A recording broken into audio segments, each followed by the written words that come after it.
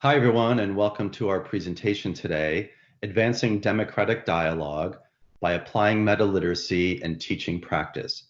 I'm Tom Mackey, Professor of Arts and Media at SUNY Empire State College, and I'm joined today with my colleague from the University of Albany. Hi, my name is Trudi Jacobson. I'm Distinguished Librarian and Head of the Information Literacy Department at the University Libraries University at Albany. We're delighted to be here with you. Let's begin our presentation, Advancing Democratic Dialogue by Applying Metaliteracy in Teaching Praxis. Other presenters have talked about the post-truth world, which is certainly relevant to today's conversation. Interestingly, the term traces back to 1992 in the Steve Tesich article for The Nation, The Watergate Syndrome, A Government of Lies. And in that article, he says, in a very fundamental way, we as a free people have freely decided that we want to live in some post-truth world. And in many ways, I think that presents us with a challenge. In a democratic society, are we accepting these post-truth circumstances? Factcheck.org is just one example of trying to work against this misinformation that is coming from a variety of sources, including those sources that were once official government resources. Fact-checking is valuable. It's important that this work is being done. But does this really go far enough? What we really need is to internalize this through a meta-literacy. In support of this idea, this is a really valuable research that was done by the Stanford History Education Group. And this is important to the theme of the conference because they argue that at present, we worry that democracy is threatened by the ease at which disinformation about civic issues is allowed to spread and flourish. So these issues are relevant to all of us, especially as we think about what we mean when we say democracy and the challenges of the post-truth world. And in another study by the Project Information Literacy Group, information literacy is more than knowing how to use technology and which buttons to push. It must also address how our emotional buttons are pushed. Who is doing the pushing and why?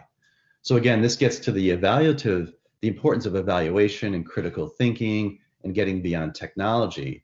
But they also point out really what is an effective response, that emotional response, and trying to have a deeper understanding of that. And we will discuss that as well today in our presentation. So what is metaliteracy? Metaliteracy, as we first introduced the idea, we were really working against the skills-based approach to information literacy, which in many ways were in the ACRL standards. So we were trying to work against that. So it challenges the idea that information literacy is just about skills. What we were trying to do was create an open framework. So metaliteracy provides a framework to effectively participate in social media and online communities. So that really recognizes that we are in this social media environment. And because of that, metaliteracy supports acquiring, producing, and sharing knowledge in collaborative online communities. So in doing so, that really does go beyond the skills. And it really is about knowledge production and sharing, and this idea too of learner as producer.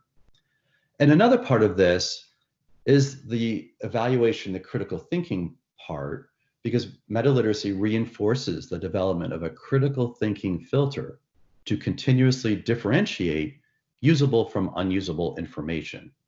So that is a continued part of what an individual needs to do today in this social media environment, especially when you think about the filter bubbles that have emerged because of the algorithms and also the echo chambers.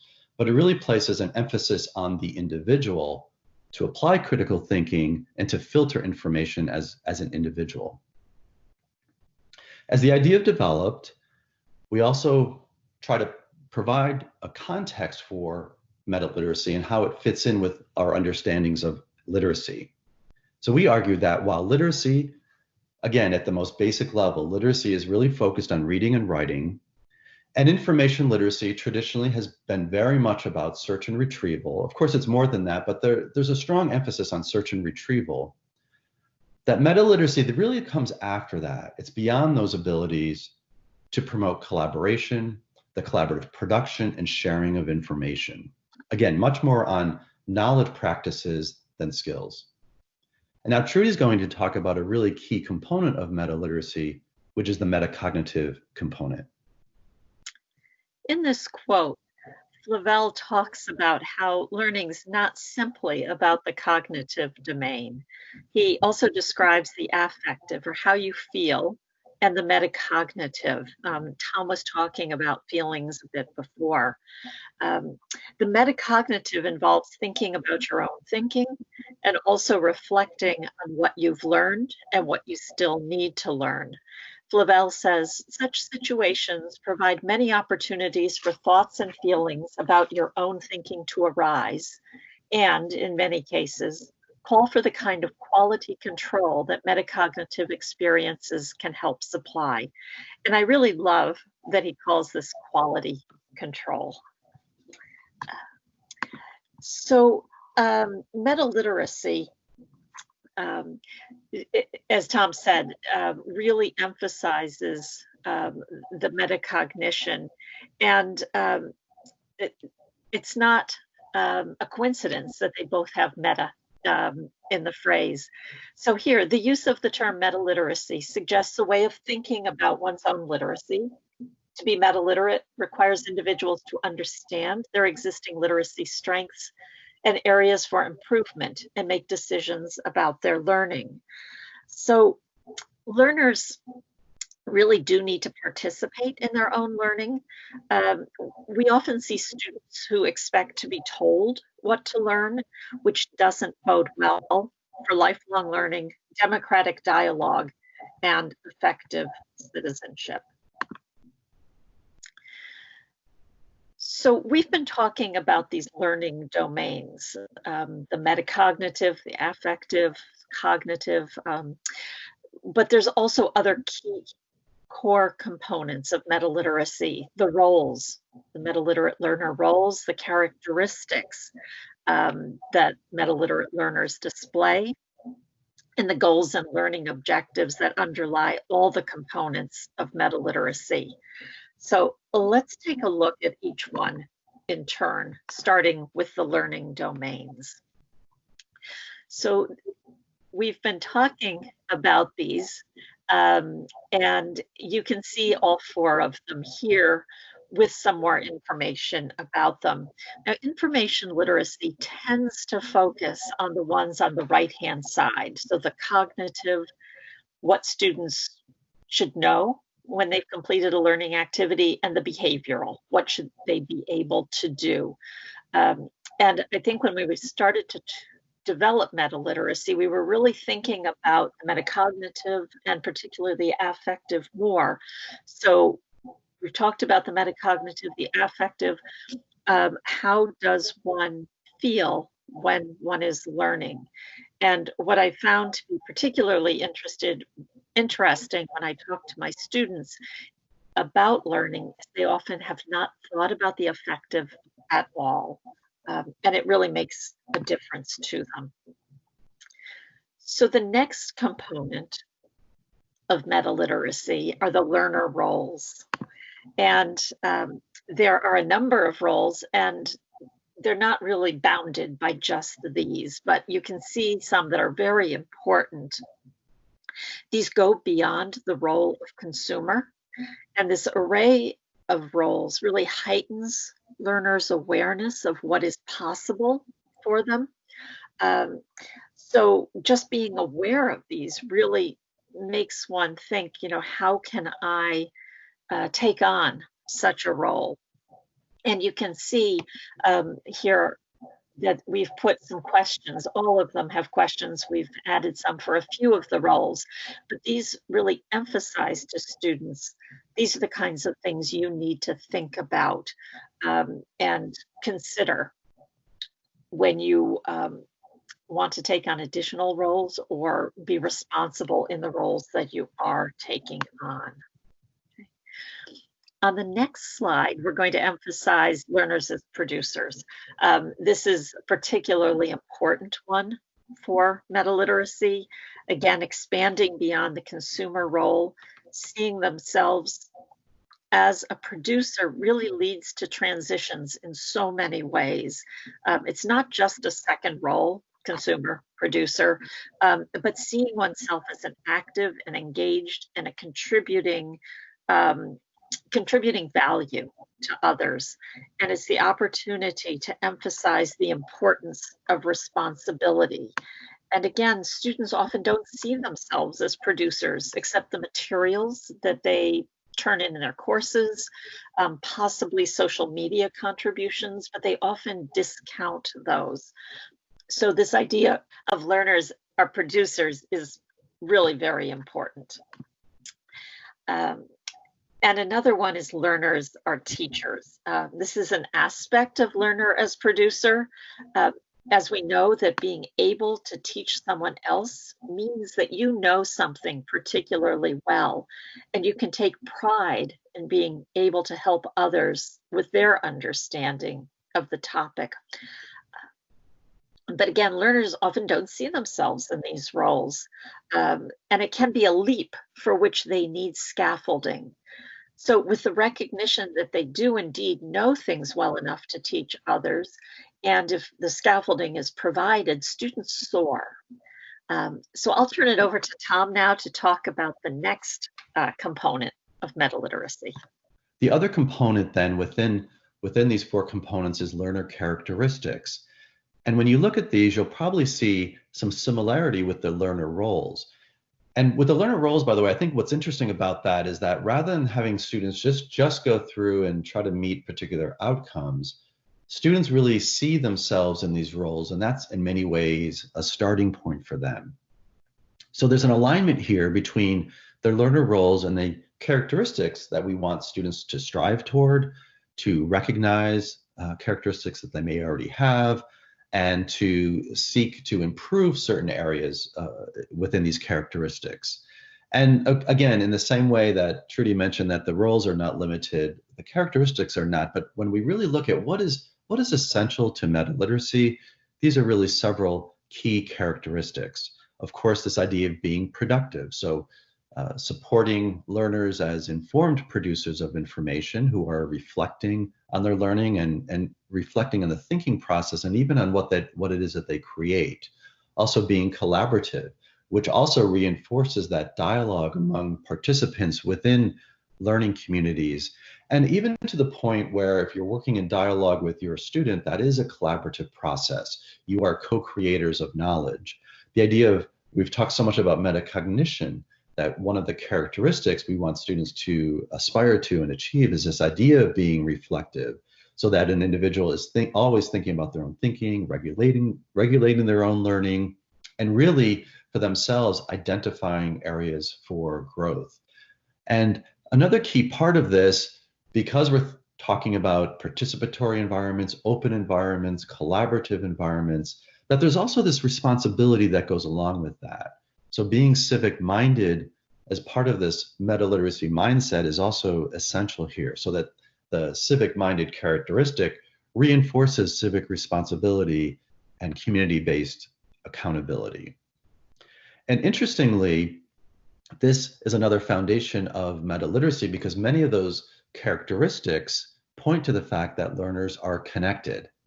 And we refer here to George Siemens and his connectivism theory, where he argued that connectivism really is about nurturing and maintaining connections that are needed to facilitate continual learning.